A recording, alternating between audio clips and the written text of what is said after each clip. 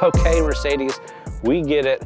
We love the E-Class for sure. So in the last 2 years, I've driven basically every iteration of the AMG E-Class. I still haven't driven a non-AMG E-Class, but I've had the E53 wagon, the E53 sedan, the E53 coupe, the E53 convertible, and now we have the E53 sedan. So I do have a lot of reviews on the channel for the E-Class. Definitely go check out some of the other ones. We also recently drove the all-new Cadillac CT5V Blackwing, which is a direct competitor with this. And the Cadillac actually cost about 10 grand more. So throughout this, we'll compare the two a bit. But with that, let's start the review. All right, so let's quickly touch on trims offered with the E-Class. You do have the AMG variants, which now are only the AMG 53, not the 63. I don't know if that's a permanent change or if that's a 2022 thing, but on their website, for me, they only show the 53 nowadays.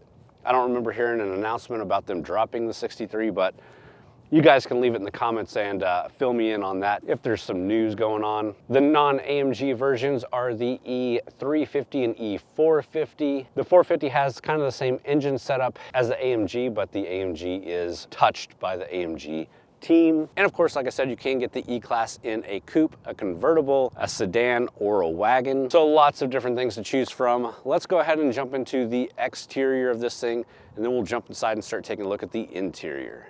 Exterior wise, it is a sharp looking sedan. AMG touches include the bulges in the hood, the waterfall AMG grille, the larger front fascia. Basically, the exterior really hasn't changed since the 2021 sedan that we drove last year, but it is a good looking sedan, nice proportions. It's not overly aggressive as a sport sedan, so it can kind of fly under the radar, especially in this white paint.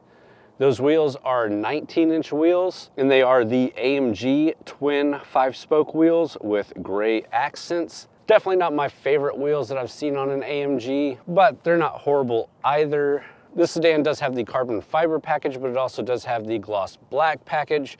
So a lot of the trim pieces are gloss black, including those side mirrors, which do automatically fold on lock and have the integrated turn signal into them. And of course, around back, we do have the AMG dual exhaust, the LED taillights, the E53 badge, and a small deck lid spoiler. This is a sedan, so if you're looking for trunk space, this is going to give you the most besides the wagon, obviously, but you're looking at 13.1 cubic feet of trunk space. So if you're using this as a day-to-day vehicle or a road trip car or something, you can definitely fit quite a bit into that trunk. And with that, let's go ahead and pop the hood and check out the engine that powers this thing.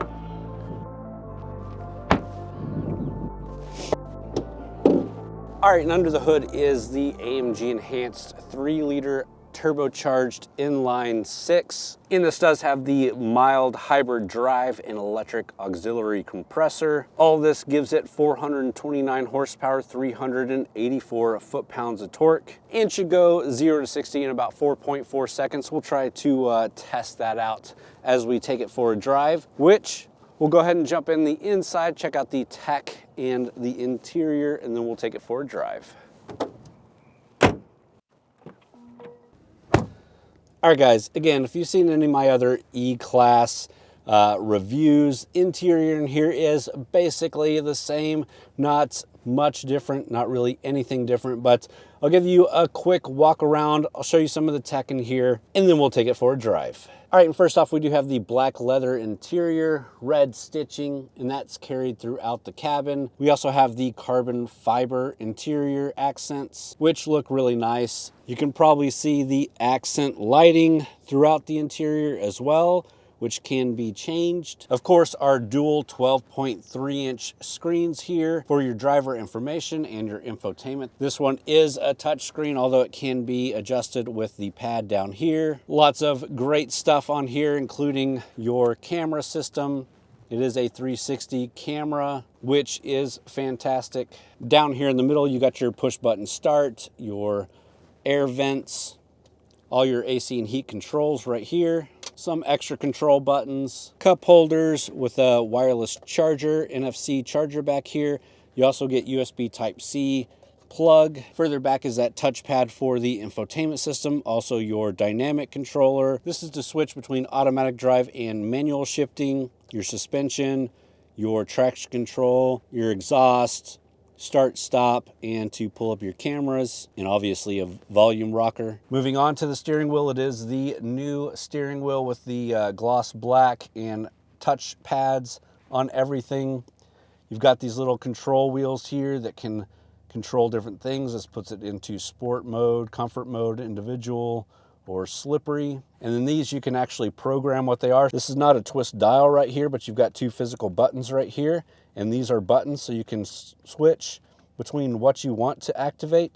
And then once you click that button, that will activate that. So you can kind of have it set up to be whatever quick thing that you want to have. I've kind of kept it on the camera system so you can quickly toggle that camera. And it's nice to have something like the exhaust so you can quickly toggle the exhaust. But obviously this is the AMG flat bottom, nice big thick steering wheel, and your paddle shifters back there. This same driver information screen that we've had on all of these vehicles. You can do a lot of different things. You can switch between different looks and different things that you want to see. So again, very customizable. We also have a head-up display, which has 3 tiers of information and can be toggleable to display different things. Always nice having a head-up display. But with that, I think it's time to get this thing out on the road and talk about how it drives.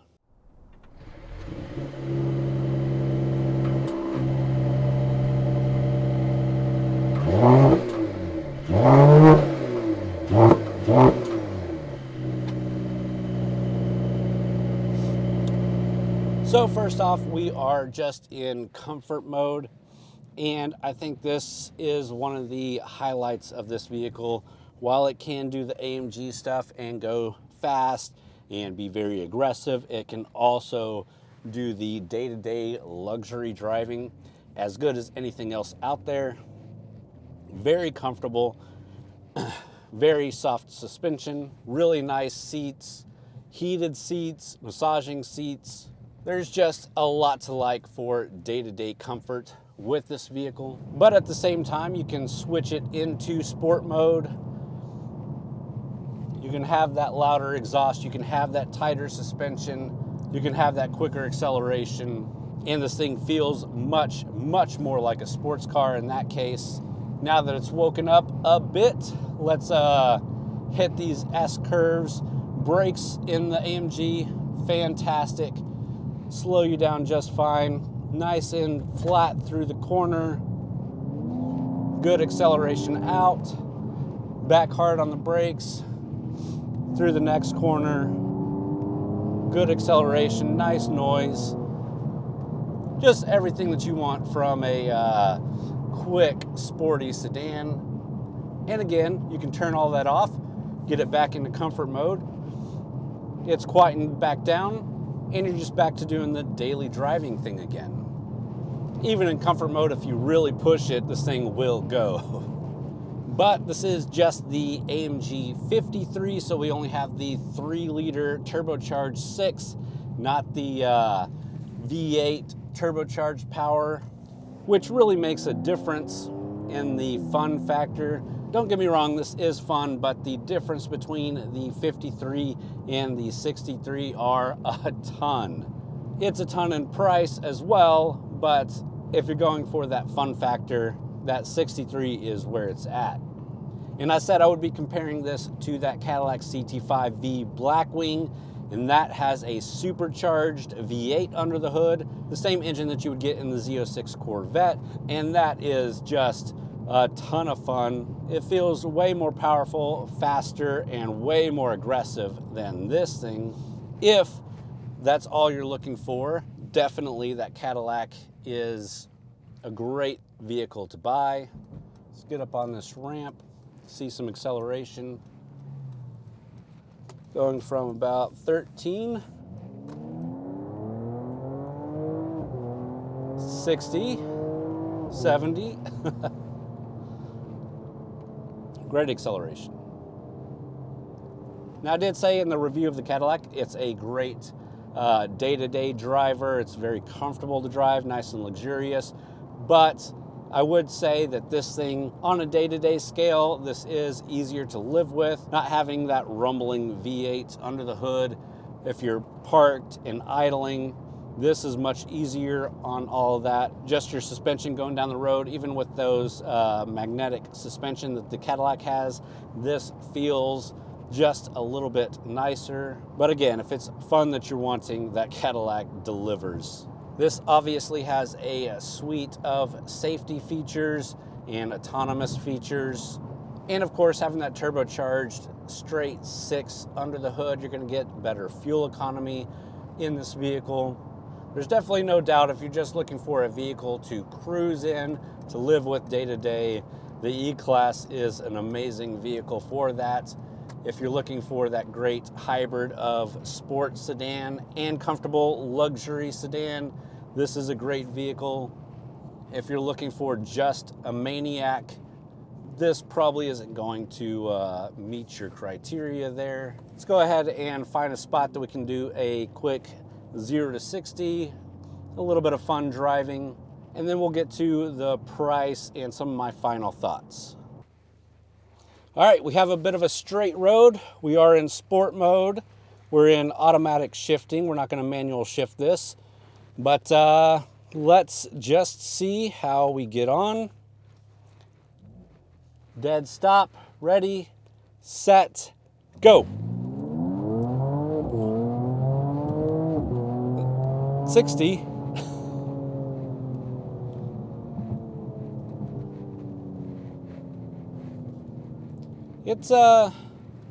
It's pretty quick. Again, not as dramatic as the AMG 63, not as serial killer as the Cadillac CT5 Blackwing, but respectably quick. If you're going to take this thing out on a track,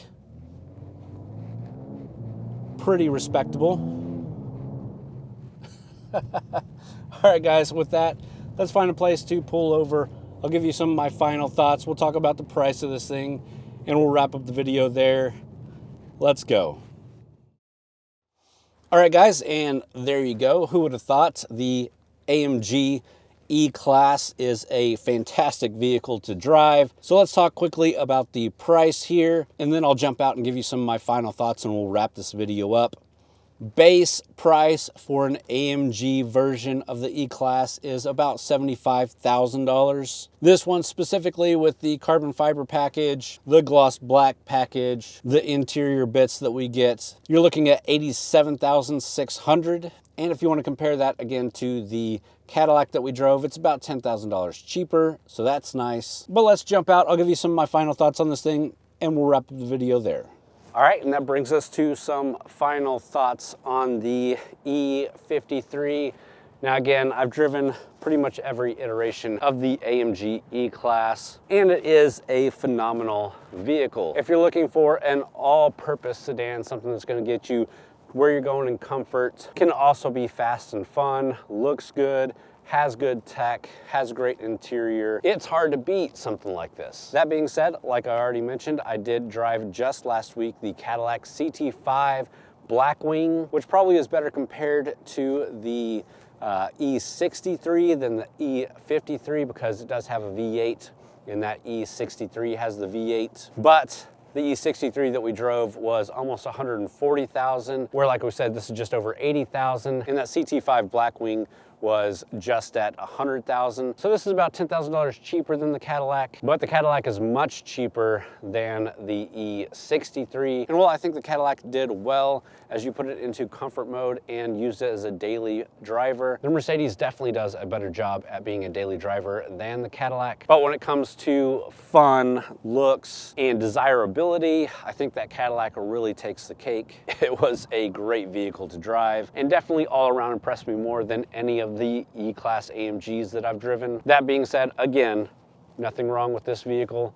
It's a ton of fun, and if that's the way that you want to go, completely understand. Obviously, there's other things that compete with it, like the M5 or 5 Series BMWs. You have some new competition from Genesis, and of course, some of the Lexus F models. But my two favorite sedans in this class right now are the E53 or E63 and that Cadillac CT5 Blackwing. So with that, if you did enjoy the video, please take the time to hit that thumbs up button.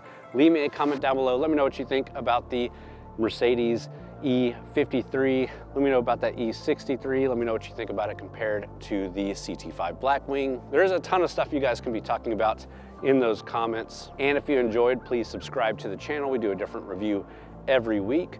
Also go check out TXGARAGE.com, where we have a lot of written reviews from a lot of great authors, as well as news and event coverage. A lot of great stuff going on at TXGARAGE.com. But with that, guys, again, hope you enjoyed. Thanks for watching.